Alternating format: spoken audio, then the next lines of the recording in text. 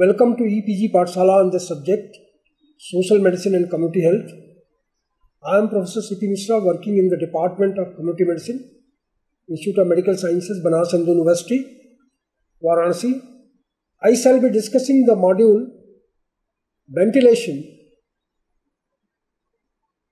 This module belongs to the paper Environmental Health, which is, we all know that a lot of emphasis is being placed on environmental health.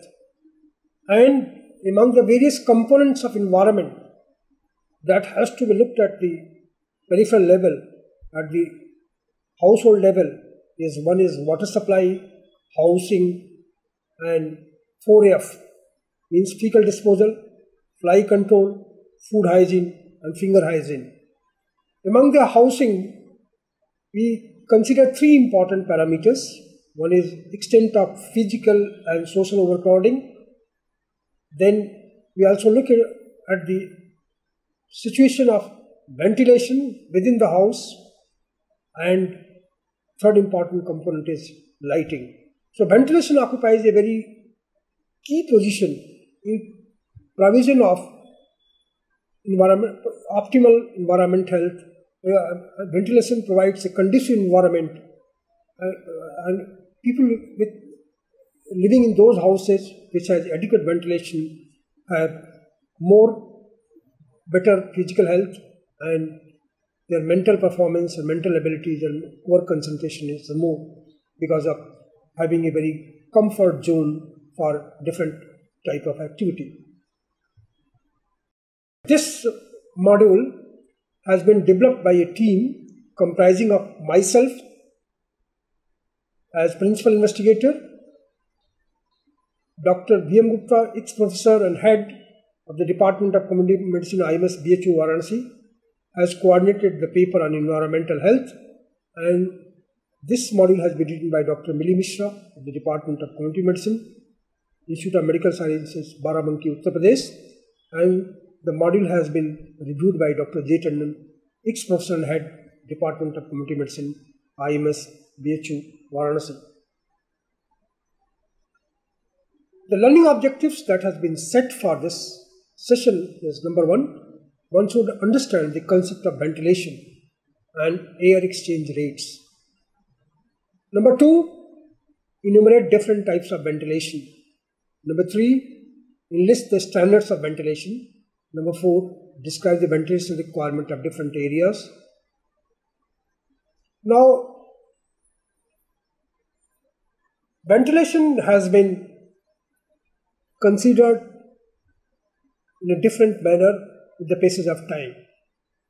In earlier days, it primarily concentrated on exchange of air, that is, the indoor air is being replaced and outside air is coming inside the house. In the modern day practice, ventilation not only implies intentional introduction of outside air inside into a room, or replacement of vacated air of the room with fresh air from outside by natural means or by any artificial methods, but also it mandates the control of air quality, which can be maintained by modifying, number one, temperature, controlling humidity and purity of air to enable an environment which provides thermal comfort. And once the thermal comfort is there will be sense of well-being and provides protection from various types of infection. So, we can say that ventilation not only provides comfort, but it provides a sense of well-being, and sense of well-being is directly related to physical health, mental health, social health of an individual. So we have to take into cognizance that each and every house should have adequate provision for cross ventilation, and so that the room inside the house is replaced by fresh air. And only besides replacement, we have to take into cognizance the control of temperature, humidity, and we have the air that is coming inside should be free from pathogens and other things. When a room or space is being occupied for a long time by human or animal, it is filled with bad odors. The odors may be replaced by supply of fresh air from outside by natural means or artificial methods blown into the room. Earlier, the concept of ventilation was confined to replacing bad odors, but later on, its other implications were well understood. And the amount of air needed to replace the desiccated air is called ventilated air. The rate at which the inside air is replaced by the outside air is called air exchange rate. So these two parameters, one is ventilated air and air exchange rates, are of significance in rating the quality of ventilation. When the exchange rate is low, the impurity or the pollutant level of the environmental increases. So if there is no cross ventilation, or if the ventilation is inadequate, the exchange rate of air is low, and that if it is low, then the impurity or pollutant that are present inside the room will be not eliminated, and that may put hazard to the various physical health consequences. Now, ventilation can be of several types. Broadly, ventilation may be classified into 5 types. One is infiltration. Number 2 is natural ventilation. Number 3 is mechanical ventilation or artificial ventilation. Number 4, demand control ventilation. And number 5, heating ventilation and air conditioning. And each approach has a contextual significance and have distinct advantages and disadvantages. Certainly air conditioning will be the best, but air conditioning may pose other hazards. So we'll be discussing each and every method in brief. Infiltration means outside air when introduced into the house through the holes, cracks present in the wall, around the doors and windows, ceilings is called infiltrations. This process adds in temperature regulation and humidity control to a variable extent. Infiltration may be deliberate or may not be deliberate, but generally the holes and cracks through that exchange of air takes place. And the predominant function of this approach will be temperature regulation, because if the temperature is very high, if the temperature is beyond the comfort zone, then people will be feeling exhausted. They will be not physically alert and physically well and mentally alert. Natural ventilation. Natural ventilation is said to be present when the exchange of outside air and inside air takes place naturally without aid of any artificial device or mechanical systems. Particularly, India is a vast country, and socioeconomically everybody will be not in the position of having air conditioning. Emphasis is always placed on natural ventilation, and for that purpose housing standards have been evolved in such a manner that there is a cross ventilation, and also there are enough windows and other doors and windows combined. The criteria has been let down so that there is enough natural ventilation. This system of ventilation depends upon the natural forces like direction of wind, air pressure and ambient temperature. Generally, air flows from outside to inside, but sometimes it may so happen that the air temperature outside the room is quite high, and in that condition, maybe from the inside the air may go to outside. These are some of the potential hazards when temperature, particularly climatic conditions, are very adverse. Natural ventilation may occur in building by two methods: wind-driven, stack-driven. Wind-driven ventilation, when winds blows through a room, it is called perforation and creates a suction effect at the tail termed as aspirations. So wind-driven ventilation, wind blows through a room. This process is known as perforation, and a suction effect at the tail is termed as aspirations. Air flows from high density to low density. This phenomenon is achieved when the door and windows are constructed face to face, thus providing cross ventilation. Benefits of wind-driven ventilation are easily available, economic to the user, and if it controlled proves to be of great effectiveness. But the major disadvantage is its speed and directions are highly unpredictable. So, wind-driven ventilations depends on the speed of the wind and also the other provisions, but particularly the constructed area of the houses are constructed very close to each other. The wind-driven ventilation may be very low. Stack-driven ventilation, when there is a temperature difference between adjacent air flows from low temperature to high temperature zone, creating an upward stream known as stack effect. Greater the temperature difference, greater the stack effect. Air when heated becomes lighter and escapes through sky, light and fresh. Cool air enters through the inlet placed below. This type of ventilation is used in mills, warehouses and industrial plants.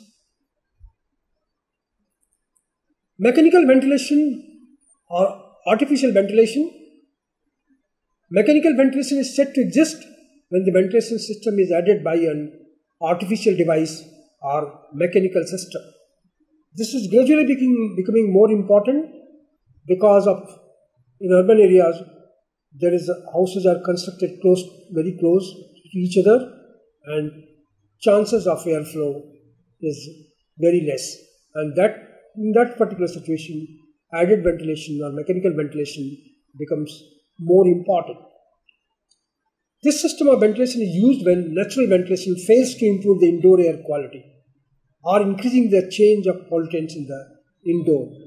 And as I said earlier, in urban areas, their demand is increasing day by day. Mechanical ventilation is provided by the various methods. One is fan, exhaust ventilation, plenum ventilation, balanced ventilation, and air conditioning. So there are various approaches through which this mechanical ventilation can be provided, and majority of the people in India, they consider fans because that is their economic reach, and fans also provide an opportunity for exchange of air. Exhausted ventilation are considered in certain specific situations. Plenum ventilation, balanced ventilation and air conditioning, the outreach these services are very less because of cost considerations. In urban areas or in many places, entire building is air conditioned. In cold countries, because of temperature maintenance, air conditioning of the entire building is done. But in majority of cases in Indian situations, particularly in rural areas, among the mechanical ventilation, fans are the most widely used for mechanical ventilation. Ceiling fans, table fans or floor fans, in true sense, these devices cannot provide ventilation as they practically never help in exchange of indoor air with outdoor air.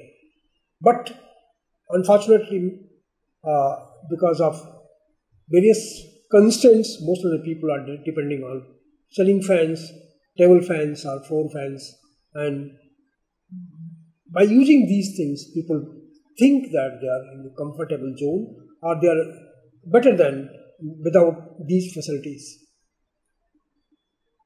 These will help in circulation of indoor air and decreases the perceived temperature, evaporation and perspiration from the skin of the occupants, and that gives a feeling of well-being.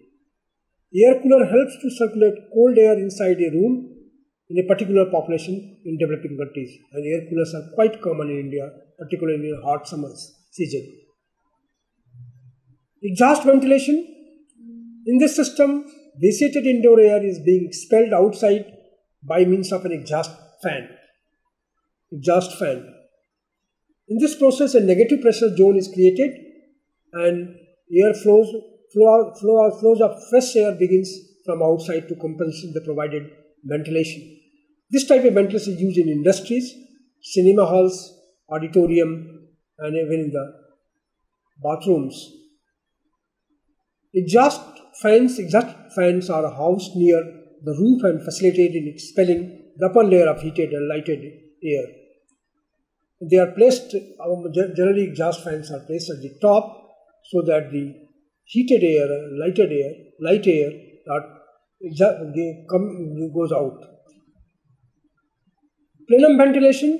In this system, fresh air is blown into the room through a centrifugal fans, thus creating positive pressure and displace the vitiated air. In plenum ventilation, what is done? That the fresh air is blown inside the room through the centrifugal fan, thus creating positive pressure and displace the vitiated air. The idea is that there should be not only exchange of air, but there should be when the fresh air is blown, the temperature is also regulated and humidity to some extent can be controlled. This system is used to supply air to the air-conditioned buildings and factories. Balanced ventilation, when the plenum ventilation is mixed with exhaust ventilation, then termed as balanced ventilation. So balanced ventilation keeps a balance between the system of introducing fresh air, blowing fresh air into the room, and also having the exhaust ventilation. In this way, the air temperature, humidity, and other factors that determine its comfortness are balanced. So just to summarize what we have discussed, that at the household level, in majority of the families in rural areas and urban areas, the emphasis is being placed on building a house that has enough opportunities for adequate ventilation. And it is always emphasized that in the house that there should be enough windows and door space so that there is adequate exchange of air from the house. Attempt is also made that there should be facility of cross ventilation so that the exchange of air from the house becomes easier. Although the concept of ventilation has changed, earlier just the bad odor is gone was considered as adequate ventilation. But now it is emphasized that the purpose of ventilation is not only the exchange of air, but to provide an environment which is very conducive to the health of the people living in that particular house, in terms of thermal comfort, in terms of freedom from other diseases. Besides cross ventilation, attempts have been made in a particular situation where the natural ventilation fails to provide added ventilations in terms of artificial ventilation. And the most powerful tool that has emerged in this process is air conditioning. Air conditioning, which is defined as simultaneous control of all or at least the first three factors affecting both the physical and chemical condition of atmosphere within any confined space or room. These factors include temperature, humidity, dust bacteria, odors and toxic gases, most of which affecting the greater or the lesser degree of human health and comfort. So, if resources permit, air conditioning will be ideal for the house in terms of freedom from discomfort due to temperature, ideal humidity, freedom from bacteria. There will be no odors and toxic material that can affect human health. Whole air conditioning system acts as a cyclical process termed as refrigerating cycle, and refrigerant is provided within them. Cycle operates in 4 different processes. Compressor, heating of the cooling refrigerant vapors. Condenser, cooling of the vapors by exchange of outside air and condensation of the vapors to the liquid. Dehumidifier or evaporator. Here pressure drops and the fluid in this element evaporates and draws heat from the surrounding, thus cooling it. Evaporator works below the due temperature moisture collected at the end in a plate underneath and drained out by a outlet pipe. And propulsion by fan. Vapors return to the compressor and the cold air is blown into the room by a fan. So basically there are 4 devices. One is compressor, another is condenser, third is humidifier or evaporator, and propulsion by fans. So this is the basic structure of a air conditioning system. The cycle repeats maintaining ventilation in the building. Demand control ventilation. In this technique of ventilation, carbon dioxide sensors are fitted in a building which regulates the ventilation rate dynamically instead of using a fixed air replacement rate. This is more important because in fixed air replacement rate may not suffice in those situations when there is overcrowding or when the human activities are more, and therefore carbon dioxide sensors can be fitted in the building and that regulates the rate of ventilation. This has an advantage of reduced energy consumption in the building. So according to demand, we can control rate of ventilation. Heating, ventilation and air conditioning. This system determines the room air distribution, how air is delivered to the room and removed from the room. This system is important when the humidity and temperature of the indoor air must be regulated to maintain the comfort, safety, healthy environment inside the building and thus overall well-being inside. After discussing different types of ventilation, we would like to discuss the third aspect, that is the standards of ventilation. What standards have been laid down? Standards are given as follows. Floor space. Optimum floor space needed for an individual is 50 to 100 square feet. This is obtained simply by taking length and breadth of the room and is one of the important parameters of ventilation. Now, while calculating the per capita floor space, infants are not counted. Children between 1 to 9 years are taken as half, and the length and breadth is measured. Total areas in the living room is calculated, and this is divided by the housing coefficient, and that gives us precisely the per capita floor space available for this. Other standards have been also let down, but floor capita space is the cubic square of area. 100 to 200 cubic feet per person per hour is optimal for human comfort.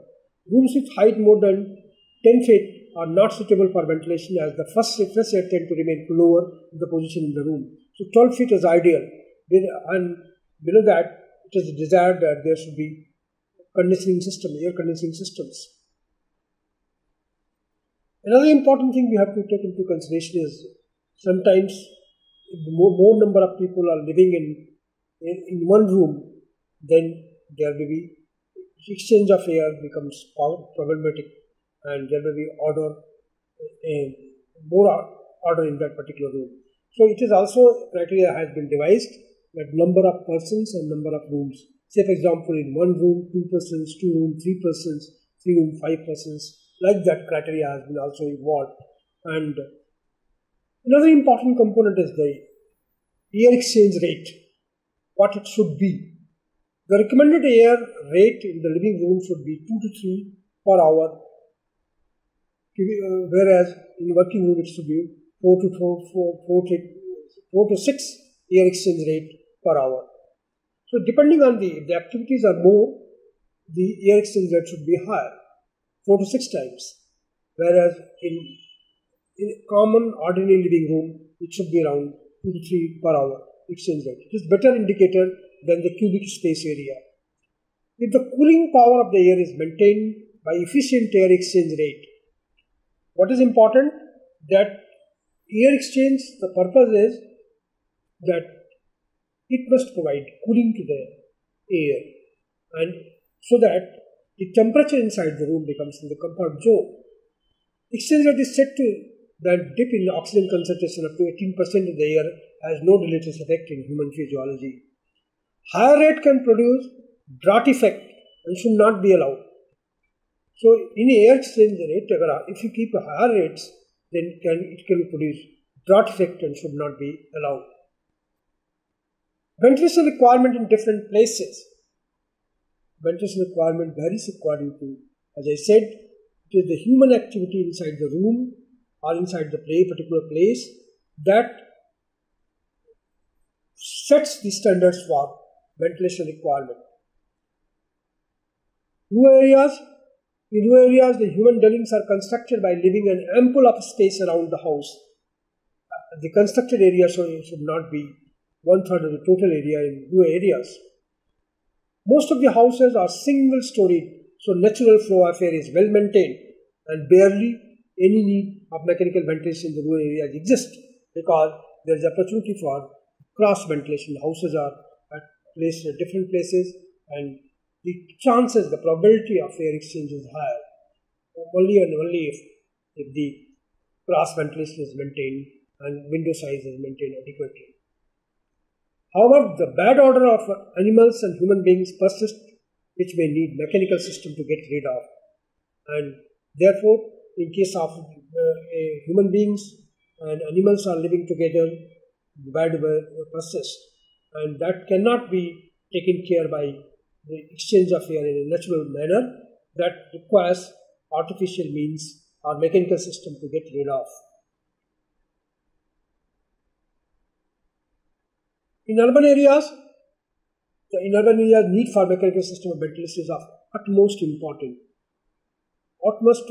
because the housings are, though the standard will let down that the constructed area should not be 2/3 of the entire area, but in many places we have seen that the houses are very close to each other and chances of air movement are very, very less. In that particular situation, unless there is a mechanical system of ventilation, we can't ensure adequate ventilation in urban areas. And mechanical system of ventilation requires other energy sources, supply electricity, and to run a fan or to run a system. And the energy crisis may also affect the extent of adequate ventilation, optimum ventilation provided in urban areas.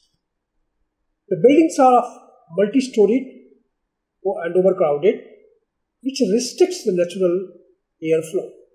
Rise of temperature in surroundings due to the presence of many industries nearby disturb the natural property of the air. Even air conditions at family level, they may throw heated air outside. Moreover, due to overcrowding and improper sanitation, bad odor is prevailing near the human dwellings. So the basic premise that adequate ventilation will take care of bad odor, that is it. Not always true in urban settings because of the prevailing surroundings which is not fit for human dwelling, improper sanitation or improper disposal of garbage and refuse in urban solid waste management. So it requires, though we are talking about ventilation but ventilation is also closely linked to the system of solid waste disposal in a particular area. A lot of emphasis is being placed on Swachh Bharat Abhiyan, under Swachh Bharat Abhiyan, and it is sincere efforts are being made so that the surroundings are clean. As I said earlier also, that housing does not mean only building. Housing depends, the quality of house depends on the micro districts, the immediate surroundings, and immediate surroundings should be free from solid waste. Solid waste or garbages, so that the ambience of the house becomes neat and clean and optimum for the health of the persons who are dwelling in there. In the residential setups, people use mechanical ventilation in terms forms of air coolers, air conditioners, or simply fans, depending on the socio-economic status. So, in residential setups, this is the usual pattern we find in many countries, many places in India. But one thing goes without saying, that the efficacy of these systems depend on power supplies, and in many places we will find that power supplies are on the regular basis, and this puts on a hardship on the ventilation, adequate ventilation in residential environment. There is mostly erratic supply of power in the developing world, as I said just now, so that urban poor mostly depend on natural ventilation and rely on fans and air coolers for their mechanical ventilation. And sometimes artificial fans many people use just to enhance the movement of air close to his or her body, and just this gives a sense of well-being to them to some extent. Industries and factories are equipped with both commercial and natural system of ventilation. In post-disaster, when large mass of community is displaced and sheltered in a temporary accommodation, proper ventilation and sanitation is to be ensured in those settings by means of exhaust fan and supply of air from outside mechanically. Many times when disaster occurs, as we all know that disasters is an event that is beyond the coping capacity of the local authorities, and there are other priorities in terms of provision of safe water, food and other things. Many people think that so many people have been provided a shelter. But if the conditions are not conducive in terms of ventilation, that may cause many other health problems, particularly ear infections, heat discomfort, physical exhaustion, and sometimes that may lead to extreme fatigue and dehydration. The factors determining differences in the ventilation are direction of the locally prevailing wind direction. That is not within the control of because it is a natural forces that operate on a larger scale. At local scales or temporary periods, when direction of wind can be modified, number of persons residing in the room, building size and the floor area, surroundings of the building like proximity to industries and any factories, and also if there is a heap of garbage, that may cause a nuisance for the adequate ventilation. Types of building, bungalows, multi-story building, temporary shelters, tents and so on. Geographical location of the building like closeness to the sea or large water body, mountain bodies, that may promote or that may be a promoting factor for adequate ventilation. Nature of work carried out inside the building, if it is a heat generating process, or it may lead to ventilation problems. Now, before we come to an end, we would like to summarize that within the housing setup, certainly we have to take care of overcrowding, we have to take care of lighting, adequate lighting, but most important is we have to ensure adequate ventilation so that people get fresh air, people get air that makes the environment conducive for their health in terms of temperature, in terms of humidity, in terms of sense of well-being, and it protects from various diseases. Just to summarize, in modern practice, the concept of just vitiating bad odor is the purpose of ventilation has gone, and now we consider that ventilation includes exchange of air as well as control of air quality by modifying the temperature, humidity and purity to enable the environment which provides thermal comfort, sense of well-being and provide protection from infection. India is a vast country. Majority of people living in the rural areas. Electric supply is erratic and most of the people have to depend on natural ventilation. But unfortunately, the buildings constructed in rural areas, maybe because of protection reason or security reason, the windows are not adequate, opportunities for cross ventilation are minimal, and that decompromises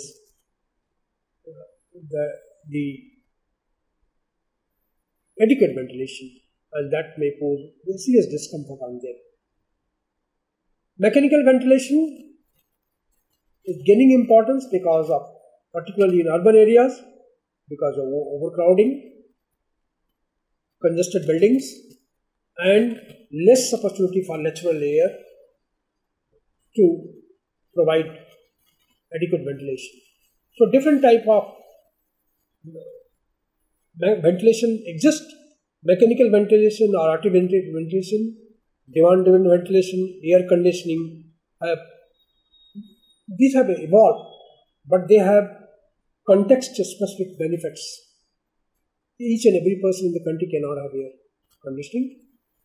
Coolers is also of a limited outreach. Most of the people are depending on fans. We have to consider various aspects which determines adequate ventilation. Housing standards have been evolved to take care of ventilation. Number of people living in a particular room, that is the important consideration. And also the immediate district, that is surroundings, that is micro district of the housing has a very significant impact. But there should be no compromises on adequate ventilation, because it affects not only physical health, it affects mental health, it affects social health, and it is also associated with the quality of life of the people. Thank you very much for visiting EPG Varsala.